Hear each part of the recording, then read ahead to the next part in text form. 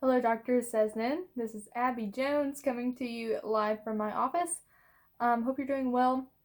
This is my first video submission, so we'll see how it goes. I had morbid obesity, category A, for this module. We'll just go ahead and get started with symptoms that affect occupational performance for this condition. So the first big one for this one would be the excessive adipose tissue that can cause decreased range of motion in many occupations, difficulty walking because of this, and also wide girth and accessibility issues that can come with that. Another big symptom is shortness of breath, and because of that, low activity tolerance and endurance in certain occupations and activities. Another big one would be muscle atrophy because of the decreased active lifestyle, and musculoskeletal disorders that can come with this because of the excess weight, and also transportation issues that may affect this person because of their excessive weight. Impact on the aging process for this condition, hormonal changes and less active lifestyle that can come with obesity can increase the risk factor of becoming increasingly obese. Muscle mass also decreases with age, causing a morbidly obese individual to lose functionality and independence in some areas of occupation. And an increased risk of falling that can correlate with age can also be a risk factor for morbidly obese individuals due to stress on the joints and muscles from the excess weight.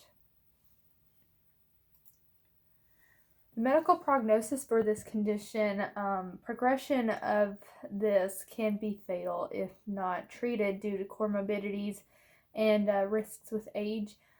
Physical activity decreases with this condition typically, and because of that, increased risk of diabetes type 2 and chronic heart failure may increase the mortality with this condition. And the thing with this one is it can be treated with diet, exercise, and or surgery, and it can even be reversed entirely because of those. Right, the common medications and or surgeries that come with this condition. The first medication I found was orlistat, and it primarily works to reduce the amount of body fat that the body absorbs from food. So it can increase performance and range of motion and functionality due to weight loss from this medication. The second one is lorcaserin, I believe, and that medication acts on serotonin receptors in the brain to help a person feel full even after eating a very small amount of food. And because of that, it assists in reducing obesity and therefore impacts functionality and overall health in daily occupations. And the third and most common, I think, would be gastric bypass surgery. We hear about that a lot. And this one aids weight loss by restricting the amount of food that the stomach can hold, and therefore the amount of calories the body absorbs. And it also increases occupational performance in many occupations due to the increased functionality after weight loss. Current research I have for this condition. The first one is article, it's called The Epidemiology of Obesity, A Big Picture. And this article discusses some causes of the obesity epidemic. And it found some primary causes were included socioeconomic status, diet, lifestyle choices, genetics, and environmental factors. And this all plays a part. It just depends on the individual. The second article is called A Systematic Review of Reviews, Exploring the Relationship Between Obesity, Weight Loss, and Health-Related Quality of Life. And it was basically it's a lit review on quality of life after weight loss or lifestyle changes or bariatric surgery on morbidly obese individuals. And it primarily found that improvements in quality of life were most increased by bariatric surgery for those patients, which I thought to be interesting. It was more than the diet and lifestyle changes. Was bariatric surgery had a greater success, so that was interesting. The third one was Advances in Science, Treatment, and Prevention of the Disease of Obesity, Reflections from a Diabetes Care Editors Expert Forum. And this article, this resource, mentioned several interventions that included diabetes prevention program, look ahead, and bariatric surgeries. And it argues that the quality of life and the outcome of the interventions depends entirely on the individual and how much motivation they give to their weight loss. And it also mentions the unique needs need to be met in order to be successful in overcoming morbid obesity.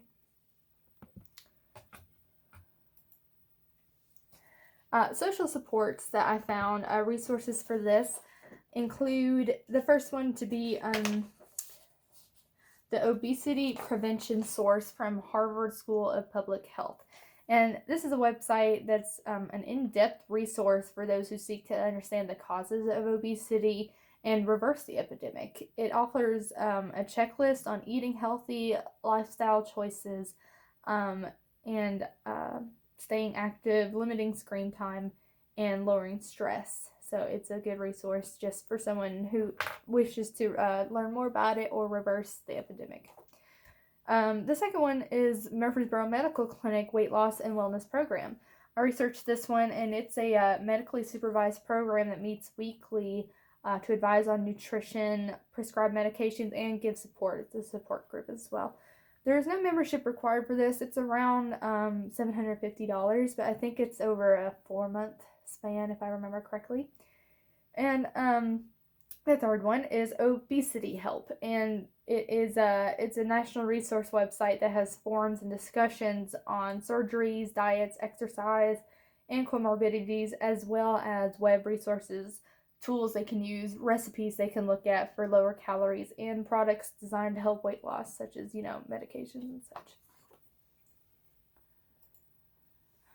The evidence-based article I found, it was titled Exploration of the Quality of Life in Iranian Morbid Obese People, a Qualitative Study. And it was a really good article. It was a qualitative study aimed to explore the viewpoints of morbid obese individuals and their self-reported quality of life, per se. And it used interviews with 20 morbidly obese individuals, and the interviews found that quality of life decreased with this condition. Several occupation areas that it mentioned included socially, many of them found to be socially isolated, in parties. One of them even mentioned no taxis will pick them up. And of course, self-esteem was also affected by this condition, sexually as well. They found that they are very depressed. They have low activity tolerance for any activities. And sleep patterns were also sleep performance was affected because some of them had to position pillows or could not get comfortable or even needed special beds to help them sleep efficiently. And of course, a lot of them mentioned worry about future disorders and the risks with age that come with this condition. And this article, it's important because it mentions at the end that it suggests patients with morbid obesity be supported by family and community in healthcare. And it wants, these resources to help with the depressive tendencies that come with this condition, which is a huge factor in their quality of life. And it also suggests that community-based care be offered so as to return the patients to their previous quality of life, self-reported. Yes, the interview I did, because there's such a stigma around this condition, I interviewed my previous CI from last semester. I didn't want to go directly to an individual that was morbidly obese, so I did my caregiver option. And Miss Snyder, she noted that comorbidities such as chronic heart failure, tachycardia, diabetes, COPD, and oxygen dependence that come with this condition often affected individuals' daily activities such as washing dishes, housework, laundry, daily maintenance, and work activities in the house. And she noted that most individuals that she works with can tolerate standing for short tasks, but for long tasks, they typically need a sitting rest break or like preparing a meal, they'll have to sit down or take a long break before they come back to it, which of course can affect the performance of that task. And she also found that after the sitting break, they'd have very poor posture just because they're so exhausted from it, which can musculoskeletal disorders. You never know. And she noted that short tasks usually take a long time due to the excess adipose tissue, and they have poor balance in some of these activities. And clients are typically very fatigued after completing ADLs, and even with rest breaks, Ms. Snyder noted. I asked her about the mental health aspect of this condition, and she noted that mental health contributed to many individuals' initial weight gain in the beginning, especially from depression. And depression after weight gain also caused individuals to suffer socially, they found, and many feel they've made bad choices in their life to get to this state.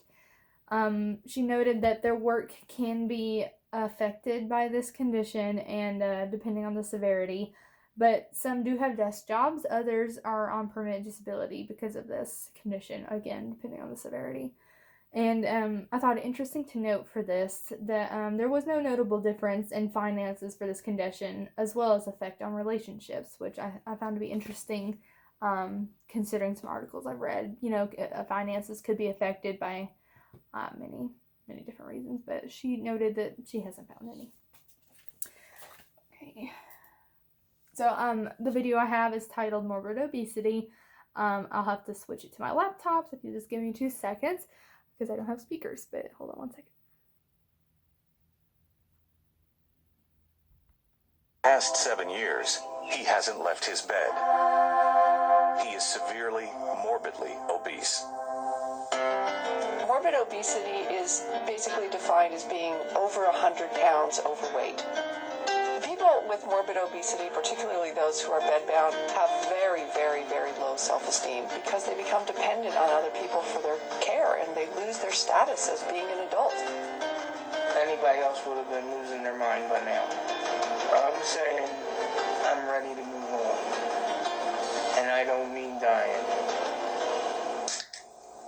People don't end up taking care of bedbound spouses and stuff until they're in their 50s or 60s, and I'm only in my 30s. Too young for this. It's very hard to do, and it could be a long-term thing. The little things and big things that I miss most are taking care of my wife and family. Sorry. From his house. Getting John out, because we've done it over the years, taken him to the hospital at different times for asthma treatments. The local medics had it down to a science. But the Keatses were not. It was a shocking arrival at Wilmington St. Francis Hospital yesterday. 38-year-old John Keats and a specially designed ambulance to handle his massive body. I was evicted of... Right, so a couple comments on the video itself. Just his self-esteem was very affected by this. Guilt in his role as a husband. You could tell he even said sorry to his wife, and of course it put a strain on her relationship, which I know I just said the interview I did said it didn't affect relationships, but the video showed that it may. And they had to have a specifically designed ambulance and a dump truck to get this individual out of his house, which I'm sure is very hard on the self-esteem. And so yeah, that was a video on morbid obesity. And that concludes my presentation for this. If you have any questions, feel free to email me. Thank you for watching. Hope you're doing well. Hope I see you soon in class, because this has been interesting to say the least. But thank you again, Dr. Sesnan. We'll see you soon, I hope.